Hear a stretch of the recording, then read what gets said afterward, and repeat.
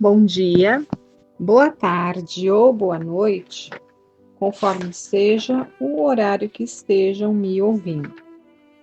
Dando sequência ao estudo do livro Paulo Estevão, nós terminamos o primeiro capítulo da segunda parte, né, rumo ao deserto. Foi rumo ao deserto porque Saulo estava indo para Damasco, que é uma cidade ali que fica numa região desértica, e ele ali atravessando o deserto, um pouco antes de chegar na cidade, ele tem aquela visão gloriosa, cai do animal, vê Jesus, tem aquela orientação, fica cego, né? Tem aquela a visão gloriosa que o orienta a entrar na cidade. Ananias vai até ele, devolve-lhe a visão, e ele ali se converte completamente. Então ele começa a sua transformação. Né? Ele teve ali uma primeira decepção com alguém que ele julgava ser seu amigo, que era Sadoc, né? Que em primeiro lugar não quis recebê-lo logo de início, tanto que ele precisou ir para uma hospedagem. E depois, quando ele foi até o templo procurar por esse amigo e falou ali das suas novas convicções, ele foi rechaçado, foi até humilhado, foi tratado como um louco e desvalorizado. E isso foi um golpe para ele, o primeiro golpe. Na sua desilusão, ele não tinha a quem recorrer a não ser a Ananias. Então ele vai até Ananias procurar consolo para aquela decepção, e ele ouve sábios conselhos de Ananias, dizendo para que aqueles, né, que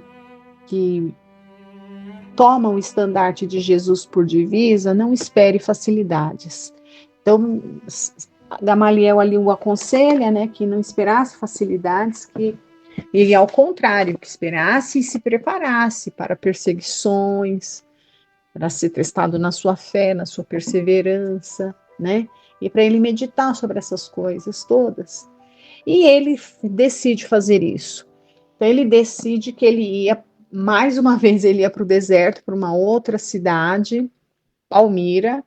Ele se lembra do seu antigo mestre Gamaliel, né? Um homem sábio, que sempre tinha bons conselhos para dar a ele. Então ele lembra, a gente também não pode esquecer que ele está sendo muito bem intuído ali, não só pelo próprio Jesus, mas também por Estevão, por Abigail. Então ele tem essas ideias aí, né? Então, não sabemos se intuído ou não, mas essa ideia veio para ele de procurar o Gamaliel. E nós sabemos que Gamaliel já estava ali, quando ele conheceu as ideias cristãs, ele ficou realmente impressionado, tanto que ele, pela idade e pelos tempos de serviço prestados no seminério, chegou ali o tempo da aposentadoria dele. E ele deixa mesmo, ele larga o cargo, ele larga tudo e vai, se recolhe nessa cidade mais afastada para meditar sobre aqueles novos ensinamentos ali, né? E tanto que era para o cargo dele que Saulo estava ali, era o candidato a assumir o posto de Gamaliel. Então, ele se recorda do seu antigo mestre e vai até Palmira para poder encontrar com ele, né? Então, ele sai de Damasco e vai para Palmira. E nós começamos já a semana passada, ele entra em Palmira, ele procura algumas informações, ele sabia que tinha alguns parentes, um irmão de Gamaliel que morava ali, ele vai procurar esse irmão, e esse irmão de Gamaliel, muito reconhecido ao irmão, né, e muito agradecido, porque Gamaliel sempre ajudou muito a família e tudo mais, fala que sim, né, que Gamaliel estava ali numa propriedade mais afastada, mas que ele havia perdido a lucidez, né? Assim como todos trataram Saulo, né, que tinha perdido a lucidez, tinha ficado louco. A família de Gamaliel, quando vê as novas ideias que ele abraça, acha que ele está ficando louco e acha bom ele ficar afastado para ele não sofrer represália das pessoas que não vão compreender. Então, assim, uma família que é diferente até do usual para aquela época, porque o que acontecia, o que era muito comum com as famílias, né? Nessa época aí, quando as pessoas adoeciam de alguma forma, elas eram abandonadas, né? Jogadas, a família abandonava. E no caso aí da família de Gamaliel, não. Apesar da família julgar que ele está louco porque ele agora abraça ideias cristãs e a família não compreende, então acha que ele está louco, não, pelo contrário, eles até protegem, acham bom, porque são muito agradecidos a ele, porque de fato Gamaliel é um espírito nobre, né? Gamaliel, ele é neto de Hillel, né? Então, se ele é neto de Hillel, quem é Hillel? É aquele espírito que conversa com Jesus ali no livro Brasil, Coração do Mundo, Pátria do Evangelho. Então, quem foi esse Hillel ali? Se ele é avô, se ele era... se Gamaliel era neto dele, então ele era um daqueles antigos patriarcas. Na verdade, ele é um dos rabinos mais respeitados da tradição judaica.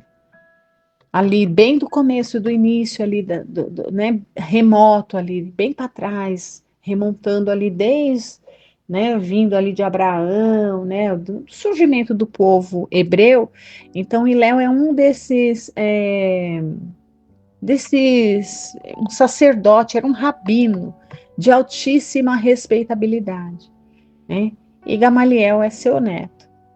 Então, é um espírito realmente muito preparado, muito, muito preparado mesmo.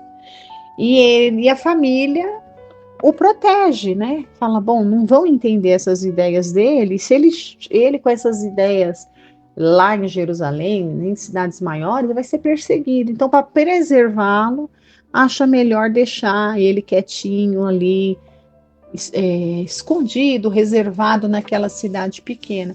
Então, nós paramos a semana passada, justo assim nessa parte que tem esse diálogo, né?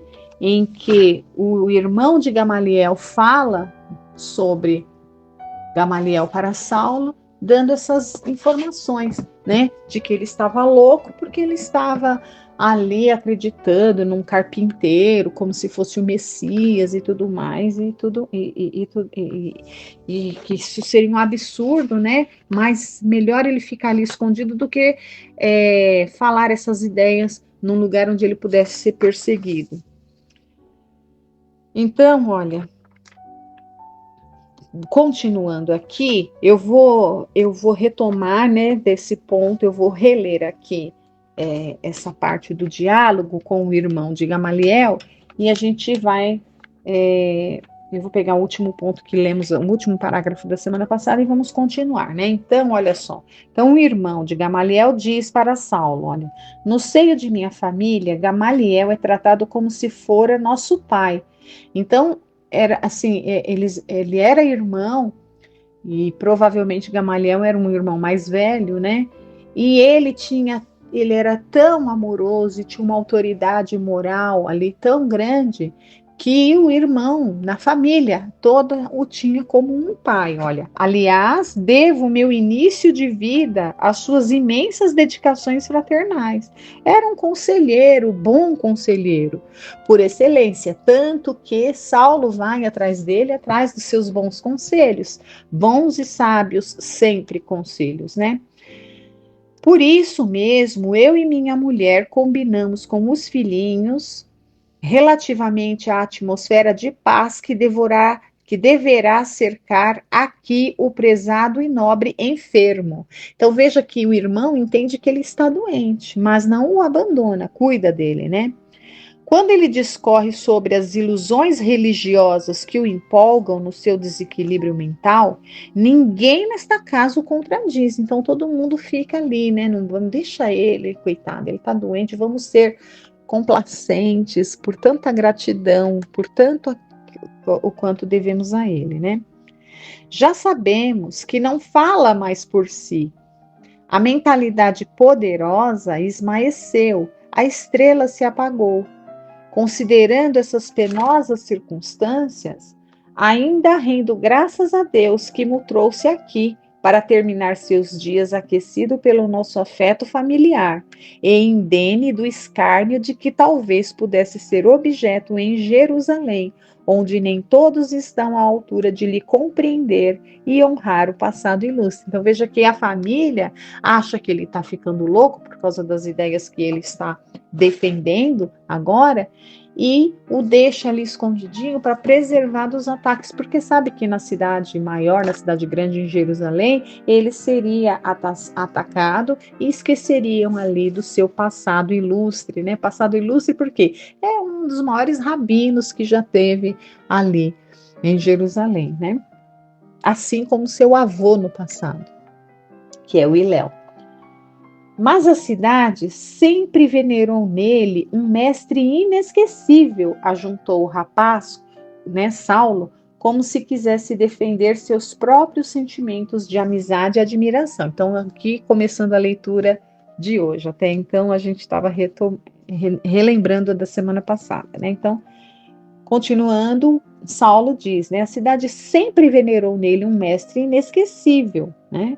E o irmão diz, sim, esclareceu o negociante convicto.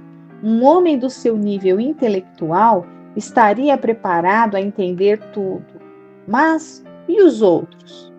O Senhor não ignora naturalmente a perseguição implacável movida pelas autoridades do Sinédrio e do Templo contra os simpatizantes do famoso carpinteiro Nazareno.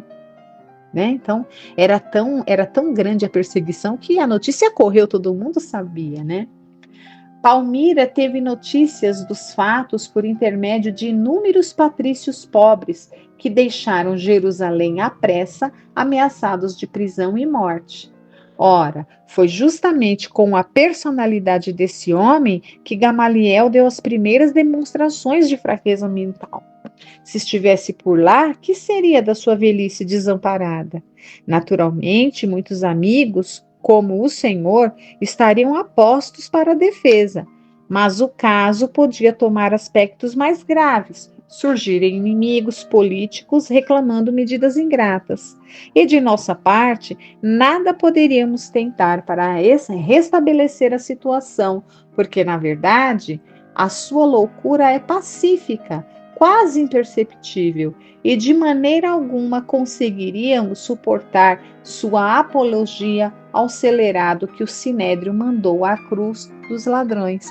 Então ele está só reforçando que eles estão ali, tipo assim, preservando Gamaliel de futuras de represálias que provavelmente ele sofreria se estivesse em Jerusalém, graças às perseguições que foram deflagradas pelo próprio Saulo, né? Olha aqui, olha, Saulo sente extremo mal-estar ouvindo aquelas observações, agora tão injustas e superficiais a seu ver. Agora ele está do outro lado, né? Então ele está começando a pensar no que ele fazia, né? Compreendia a delicadeza do momento e a natureza dos recursos psicológicos a empregar para não se comprometer, agravando ainda mais a posição do mestre ilustre. Desejando imprimir novo rumo à conversa, perguntou com serenidade: e os médicos? Qual a opinião dos entendidos?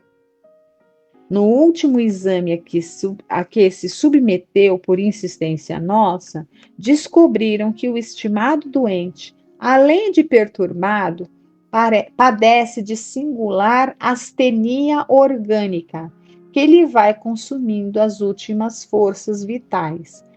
Então, olha, astenia orgânica quer dizer uma fraqueza, né? Ele está perdendo as forças. Mas vamos pensar aqui que ele já era um homem idoso.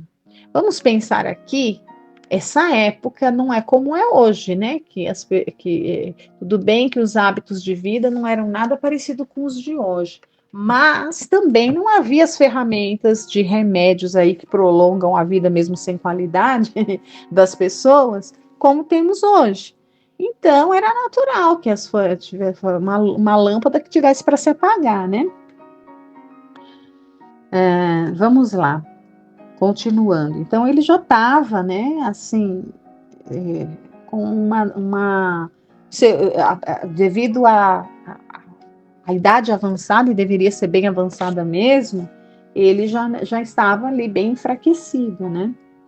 Saulo fez algumas observações contristado e, depois de reconsiderar as primeiras impressões relativamente à amável hospitalidade de Ezequias, auxiliado por um pequeno servo da casa, demandou o local onde o antigo mentor o recebeu com surpresa e alegria. Então, ele vai encontrar Gamaliel.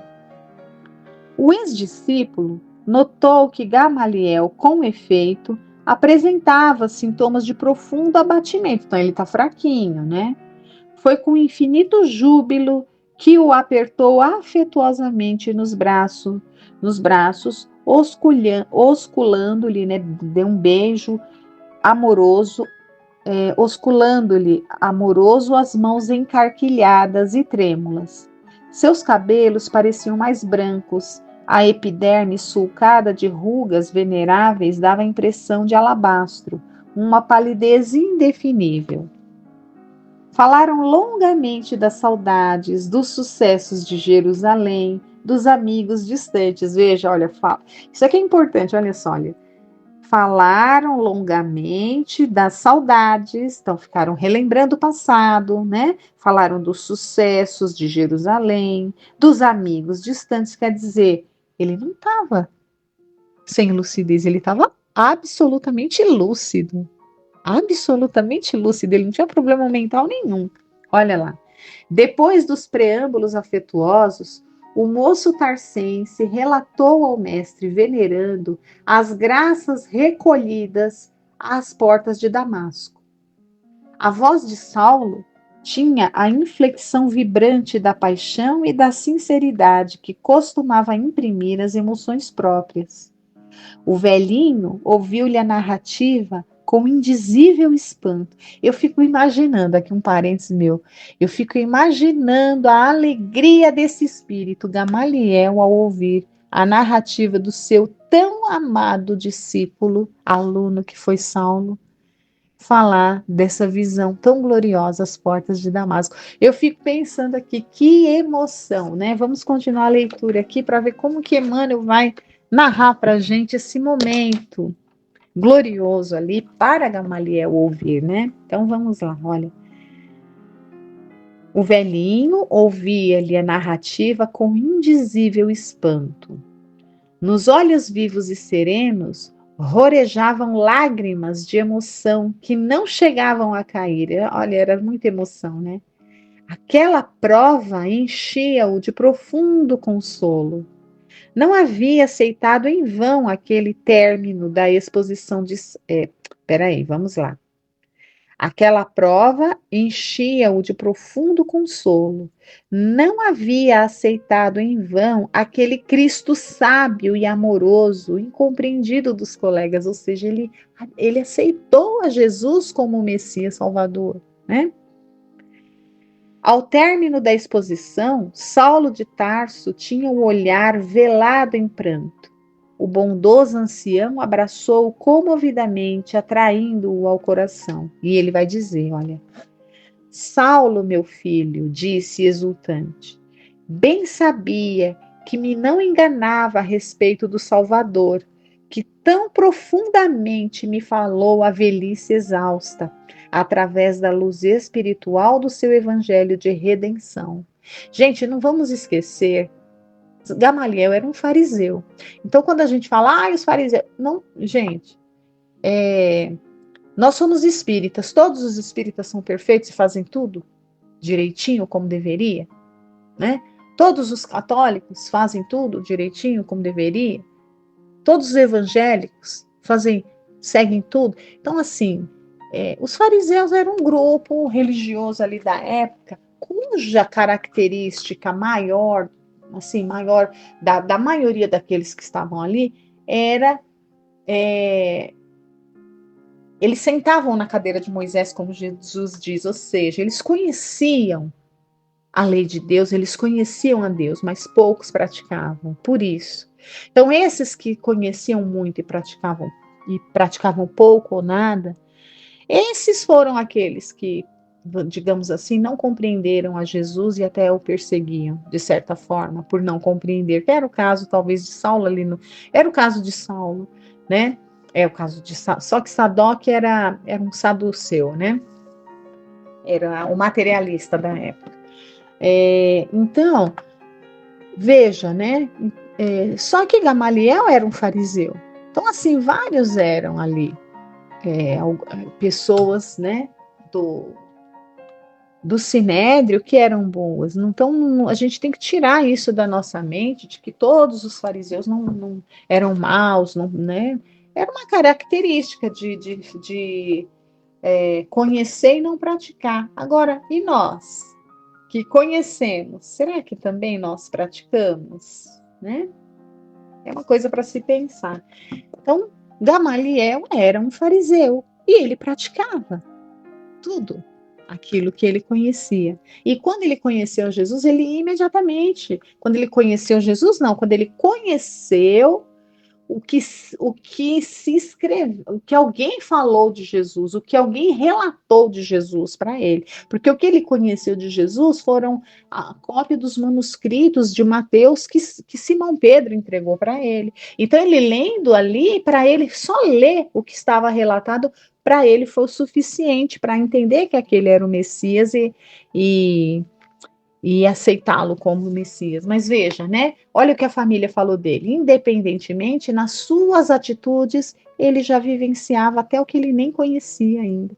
Né? Ele já era um espírito amoroso, já era um espírito preparado e bom, mesmo sendo ali um, um, um fariseu, né? Que seguia e pregava a lei de uma maneira muito rígida, né? Mas ele tinha impulsos de bom coração.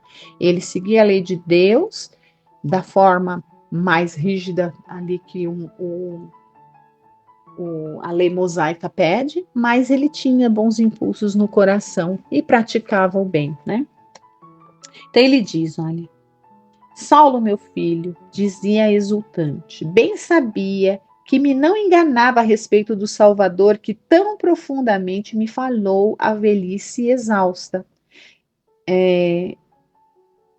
Que tão profundamente me falou a velhice exausta através da luz espiritual do seu evangelho de redenção. Jesus dignou-se estender as mãos amorosas ao teu espírito dedicado. A visão de Damasco bastará para a consagração da tua existência inteira ao amor do Messias. É verdade que muito trabalhaste pela lei de Moisés, sem hesitar na adoção de medidas extremas na sua defesa. Entretanto, é chegado o momento de trabalhardes por quem é maior que Moisés. Olha essa conclusão. Gente, isso para aquela época era uma coisa tão simples, né? Porque nós vemos que até hoje, para os judeus ali, sobretudo os ortodoxos, abaixo de Deus é Moisés, né? Abaixo de Deus é Moisés, é Deus e Moisés. Ele está aqui, olha, reconhecendo publicamente que chegou o momento, né, de trabalhar por quem é maior que Moisés. Quem enviou Moisés? O próprio Cristo enviou Moisés, né? E os profetas. E depois veio ele próprio. E depois enviou o Consolador. Né? Então vamos continuando aqui. Olha. E aí Saulo vai dizer para ele por que foi lá procurá-lo, né? Olha, sinto-me, porém, grandemente desorientado e confundido, murmurou o jovem de Tarso, cheio de confiança. Desde a ocorrência, noto que estou sendo objeto de singulares e radicais transformações. Obediente ao meu feitio absolutamente sincero, quis começar meu esforço pelo Cristo em Damasco. E, no entanto, recebi dos nossos amigos dali as maiores manifestações de desprezo e ridículo que muitos me fizeram sofrer. Foi quando ele foi no templo lá falar e o próprio Sadoc, que ele julgava seu amigo, e os outros, né, o humilharam ali, o desprezaram, como ele diz aqui. E foi a primeira grande decepção dele, né? Repentinamente vi-me sem companheiro, sem ninguém. Alguns componentes da reunião do caminho consolaram minha alma abatida. Veja que não se usa o termo cristão, né? É caminho, os homens do caminho, as pessoas do caminho. E era assim que se tratava ali nessa época do evangelho, do cristianismo primitivo, né? Alguns componentes da reunião do caminho consolaram minha alma abatida com suas expressões de fraternidade, mas não foram bastantes para ressarcir as amargas desilusões experimentadas. O próprio Sadoc, que na infância foi pupilo de meu pai, cobriu-me de recriminações e zombarias. Desejei voltar a Jerusalém, mas, através do quadro da sinagoga de Damasco, compreendi o que me esperava em grande escala junto às autoridades do Sinédrio e do templo. Claro que ele compreendeu porque ele fazia parte de tudo isso, né? Então ele sabia como era. Naturalmente, a profissão de rabino não me poderá interessar o espírito sincero. Ele está abdicando, ele está renunciando à profissão de rabino. Porque, de outro modo, seria mentir a mim mesmo. Sem trabalho, sem dinheiro, acho-me num labirinto de questões insolúveis, sem o auxílio de um coração mais experiente que o meu. Resolvi, então, demandar o deserto e procurar-vos para o socorro necessário. Então, ele sabe que não convém mais ele, não faz sentido agora ele continuar com esse objetivo profissional de seguir uma carreira como rabino. Ele sabe que isso não faz parte. Mas e aí? Se ele era eloquente, ele estudou a vida inteira para isso, ele não sabia fazer. Pelo menos ele julga, né? Até então que ele não sabia fazer outra coisa a não ser ali diante do sinédrio ali, né? Fazer suas postulações como ele fazia e muito bem. E o que seria dele? Sem trabalho, sem dinheiro? Como ele faria? Então ele estava meio perdido. Então ele vai pedir bons conselhos ali para o seu professor, que foi quem o orientou por início da sua vida adulta, de trabalhador e de profissão. É tipo assim, um orientador vocacional, né? Foi Gamaliel para ele, então ele recorre novamente a isso, né? Olha, e concluindo a rogativa com os olhos súplices, revelando as ansiedades tormentosas que lhe povoavam a alma, exclamou. Ele vai pedir, olha que a humildade de que ele se coloca, olha. Mestre amado, sempre enxergastes as soluções do bem, onde minha imperfeição não devassava senão sombras amargurosas. Amparai meu coração, mergulhado em dolorosos pesadelos. Preciso servir àquele que se dignou a arrancar-me das trevas do mal. Não posso dispensar vosso auxílio neste transe difícil da minha vida. Então ele pede ajuda. O que faço, né? O que eu devo fazer? Essas palavras eram ditas com inflexão profundamente comovedora. Olhos firmes, embora iluminados de intensa ternura, o generoso velhinho acariciou-lhe as mãos e começou a falar comovidamente. Então, Gamaliel vai dizer para ele, olha, examinemos tuas dúvidas de maneira particular, a fim de estudarmos uma solução adequada a todos os problemas, à luz dos ensinamentos que hoje nos iluminam. E já está dando o nosso horário, né? Gamaliel vai elucidar algumas coisas para ele. Veja, né? Para quem julgava, no caso do irmão de Gamaliel, que julgava que ele estava louco, né, que ele tinha perdido a lucidez. Veja, vamos a próxima semana nós vamos acompanhar aqui o tamanho da lucidez desse espírito nos conselhos sábios que ele vai dar aqui para Saulo. Isso aqui é um tesouro para nós, né? Então que a gente tome esses conselhos de que Gamaliel está dando para Saulo como se fossem dados para nós. E isso nós vamos ver a semana que vem, porque já deu o nosso tempo. Então, agradeço a todos por estarem aqui acompanhando essa bela história. Fiquem com Deus, uma boa semana a todos.